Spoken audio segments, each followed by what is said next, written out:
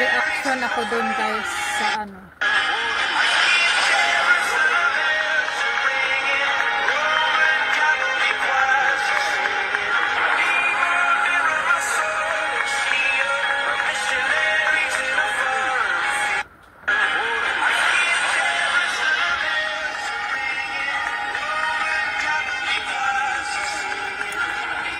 Alam mo, as in nakakahiya ito talaga.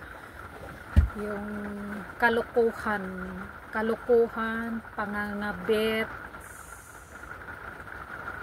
ng lalaki or asawa na babae.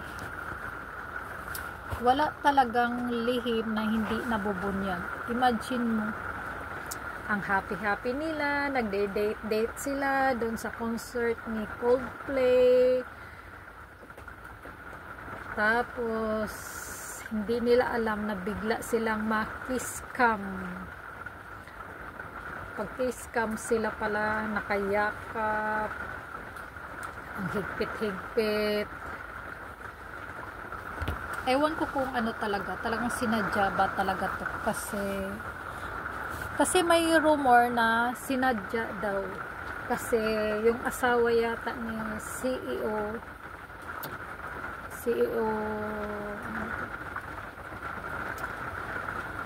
Andy Byron, ano lang, nakita ko lang to sa ibang content creator na baka sinadya na i-kiss cam. Kasi yung kasama din nila kasi katrabaho din nila, tsaka yung nag-book ng ticket. So baka yung asawa ni Andy, baka alam niya na ito ang kabit na kasama din sa trabaho. Kasi may nakita din ako na picture. May picture din sila bago ang concert, may picture din sila na naghalikan. So public kung saan baka nga naghahalikan, tapos siyempre marami nakakita. Malay mo ang asawa nag-imbestiga na pala, mayroon na palang lead siya kung sino talaga yung kabit ng asawa niya. Baka sinadya. Pwede ring hindi sinadya kasi nga ang Coldplay, mayroon talaga silang kiss cam, tapos biglang sila napili ng bunggang-bungga, nagkayakapan. Buti nga hindi halikan ang nakita kasi may kumakalat din na picture bago ang concert talaga nag-start, may halikan talaga sila sa madilim. So nakakahiya po kasi nga CEO siya, tapos may asawa, tapos yung kinabit niya naman niya na kahag niya, kahalikan niya is may asawa din, magkasama sila sa trabaho. So ano to, lesson learned sa mga may mga asawa, mga may pamilya, na huwag maglihim, gumawa ng kalukuhan, mahalin ang pamilya.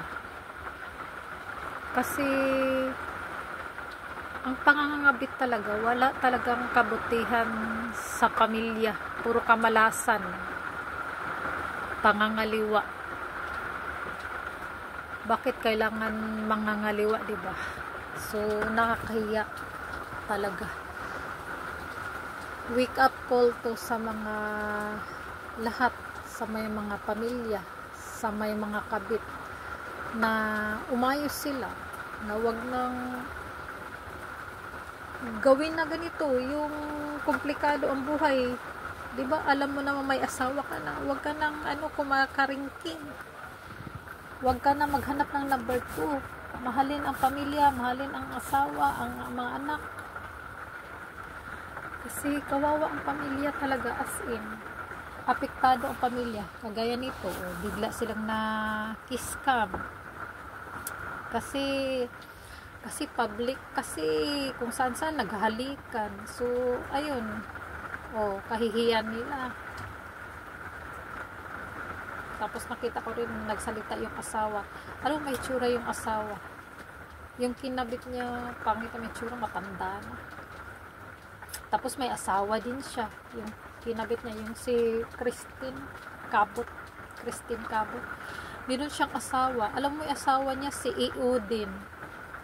Si EO din. So,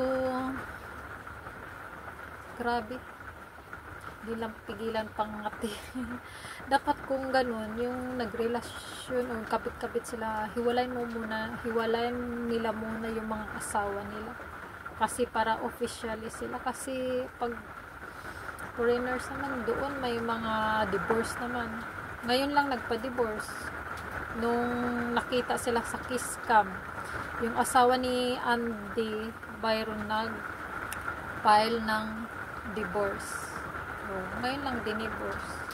Tapos nag-file din ng kaso. Yung pangangabit, pwede naman, may kaso din yun. So sad yung mga ganito. Ayun, nagkalat hanggang ngayon sa Facebook, social media, kung saan-saan. Sumikat talaga sila. As in, wake up call na talaga to na tumino umayo sa buhay mag-asawa. Kung ayaw mo na sa asawa mo, may iba ka na, hiwalayan mo. Hiwalayan mo. Tapos, doon ka na sa gusto. Yun lang yung, may divorce naman yun. Hindi yung ganyan na patago silang ginagawa. Public nga na yung ginagawa nila, naghahalikan. Diba mga kaya, yan lang po yun about sa pangangabit ng CEO sa kapwa niya HR, katrabaho niya. Nakakaya po, lesson learned to sa lahat sa buong mundo.